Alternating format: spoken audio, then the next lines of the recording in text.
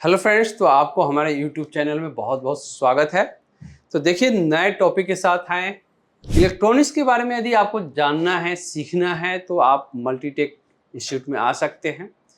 तो देखिए, आज जो हम टॉपिक बताने जा रहे हैं मल्टीमीटर के बारे में, क्योंकि यदि आप इलेक्ट्रॉनिक्स के बारे में कोई भी चीज़ की जानकारी लेते हैं तो सबसे पहले हमारा काम होता है मल्टीमीटर के बारे में जानना।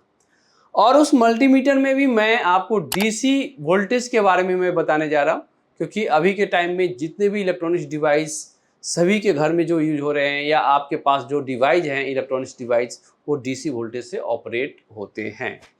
तो डीसी वोल्टेज की क्या पहचान है, कैसे हम पता करते हैं कि डीसी वोल्टेज है, या उसे हम कैसे चेक कर सकते हैं कि डीसी वोल्टेज है, तो देखिए उसी के बारे में मैं एक डिटेल्स वाइज में आपको बताने जा रहा हूँ। यदि आप हमारे वीडियो को देख रहे हैं तो आप पूरे वीडियो को देखने की कोशिश कीजिएगा कि आपको एक अच्छे नॉलेज गेन कर सकते हैं। तो देखिए, अब कैसे मैं आपको बताने जा रहा हूं। तो सबसे पहले आपको यहां पर ध्यान देना है कि डीसी, तो देखिए आपके पास मल्टीमीटर भी हमारे पास है और अलग अलग कंपनी के, मैकेनिक कंपनी के भी है और सनशाइन कंपनी के भी मल्टीमीटर है। तो देखिए, कंपनी कोई भी हो लेकिन सिंबल सबका सेम होता है, सिंबल में कोई दिक्कत नहीं होगा, सिंबल सब में सेम होगा। तो सबसे पहले हमने आपको बताया डीसी वोल्टेज। तो डीसी वोल्टेज का सिंबल हमारा ये जो बना हुआ है, एक लाइन बनी हुई, उसके नीचे 3 डॉट बने होंगे और इसके नीचे V लिखा होगा, V फॉर वोल्टेज। तो यहाँ पर आपको हमेशा याद रखना है कि ये क्या है, डीसी वोल्टेज। तो आप यहाँ पर एम्पियर है, सेकेंड पॉइंट पर एम्पियर जो आपको देख रहे हैं, तो जहां पर वोल्टेज होता है वहीं पर एम्पियर भी होता है। एम्पियर इट मीन्स होता है अमाउंट्स ऑफ करंट्स, करंट्स के जो मात्रा होता है उसे एम्पियर बोलते हैं। तो डीसी वोल्टेज का फुल फॉर्म होता है डायरेक्ट करंट। ये हमेशा डायरेक्ट दिशा में चलता है, तो ये डीसी को फुल फॉर्म होता है, इसे बोलते हैं direct current. Electronics device operate DC voltage. कोई भी इलेक्ट्रॉनिक्स डिवाइस होगा, चाहे आपके पास मोबाइल है, टीवी है, रेडियो है, या कंप्यूटर है, लैपटॉप है, एनीबॉडी, कोई भी डिवाइस है, वो आपको जितने भी इलेक्ट्रॉनिक्स डिवाइस है वो डीसी वोल्टेज से ऑपरेट होते हैं। तो बहुत लोग कहते हैं कि कैसे हम पता करें कि ये इलेक्ट्रॉनिक्स डिवाइस है। तो आपको सिंपल एक लाइन में समझना है कि जिस डिवाइस के अंदर पीसीबी कनेक्ट होता है, जिस डिवाइस के अंदर पीसीबी लगे होते हैं, वह डिवाइस इलेक्ट्रॉनिक्स डिवाइस होता है। आपको मैंने फॉर एग्जांपल के रूप में मैंने बता ही दिया कि TV, radio, computer, mobile, laptop, etc. Note करना होता है कि इसमें कुछ इंपॉर्टेंट पार्ट्स होते हैं कि डीसी वोल्टेज को हम स्टोर कर सकते हैं, डीसी वोल्टेज को हम स्टोर करके बैटरी में रख सकते हैं। लेकिन एसी की अगर हम बात करेंगे, एसी चैप्टर भी मैं पढ़ाऊंगा, तो उसमें बताऊंगा कि एसी वोल्टेज को आप स्टोर नहीं कर सकते हैं। नंबर 2, डीसी वोल्टेज में क्या होता है, प्लस और माइनस होता है। प्लस माइनस आपको हमेशा मिलेंगे। जो भी आप बैटरी ले लीजिए या एडाप्टर ले लीजिए, उसमें आउटपुट वोल्टेज यदि आप देखिएगा तो इसमें प्लस और माइनस मिलेगा ही मिलेगा। तो बात आती है कि हम डीसी वोल्टेज को चेक कैसे कर सकते हैं। तो सबसे पहले हमें मल्टीमीटर एक लेना होगा, मल्टीमीटर में रेंज सेलेक्ट करना होगा, डीसी रेंज, डीसी वोल्टेज जिसे बोलते हैं। To select the multimeter range DC voltage, तो डीसी वोल्टेज हम सिलेक्ट करेंगे और उसमें मैक्सिमम वोल्टेज रखेंगे, मैक्सिमम वोल्टेज। तो मैक्सिमम वोल्टेज जो हमारे ऑटोमेटिक मीटर होता है, तो केवल डीसी रेंज सेलेक्ट करना होगा। डीसी रेंज सेलेक्ट करते ही मैक्सिमम वोल्टेज 1000 वोल्ट सिलेक्ट हो जाता है, कि 0 से लेके मतलब 1000 वोल्ट तक आप उसी में वोल्टेज को चेक कर सकते हैं, डीसी वोल्टेज। अब देखिए, इसमें हमने क्या किया कि 2 आउटपुट वोल्टेज चेक करने के लिए 2 डिवाइस को लिया है। एक हमने बैटरी ले लिया है, दूसरा एडाप्टर का पॉइंट ले लिया है, जो दोनों आपको आउटपुट वोल्टेज मैं चेक करके दिखाऊंगा।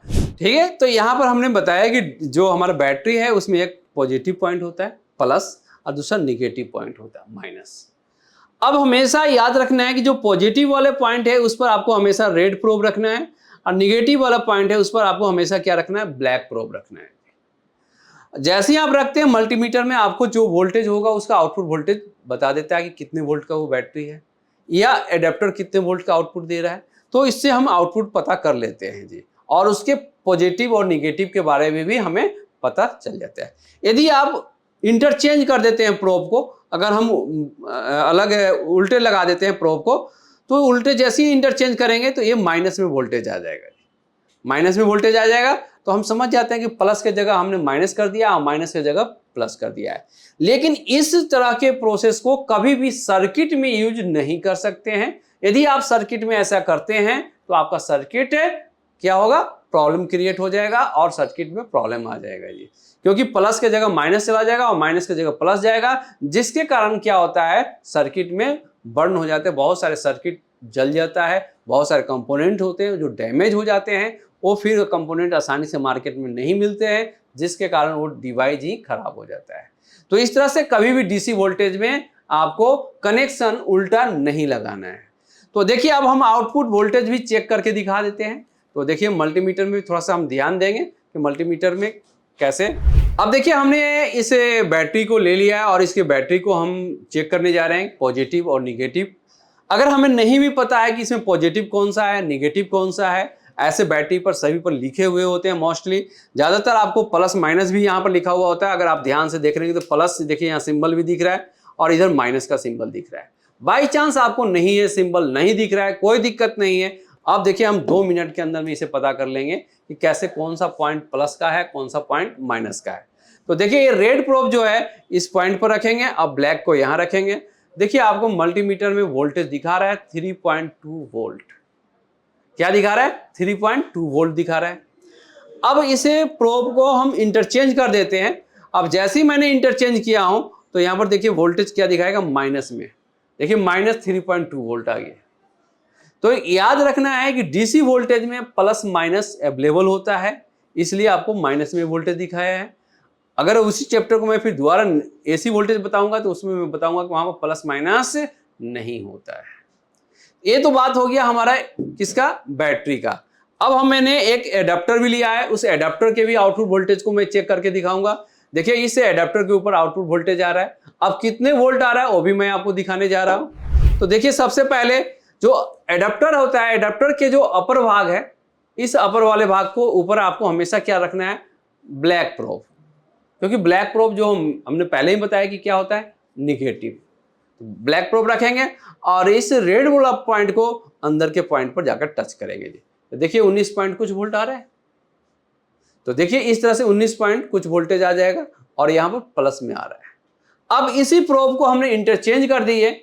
अगर हम उल्टा कर देते हैं तो ये निगेटिव में वोल्टेज दिखाएगा। तो देखिए ये निगेटिव में वोल्टेज आ गया।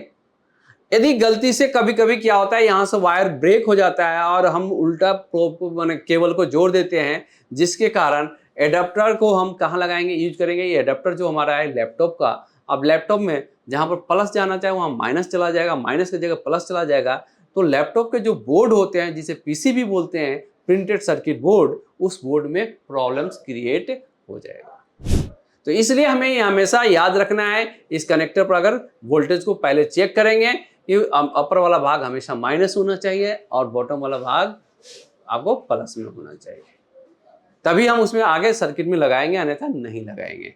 तो इस तरीके से कभी भी किसी भी डिवाइस में आउटपुट वोल्टेज को आप चेक कर सकते हैं। किसी भी एडाप्टर के ऊपर, किसी भी बैटरी के ऊपर आउटपुट वोल्टेज को आप इजी वे में चेक कर सकते हैं।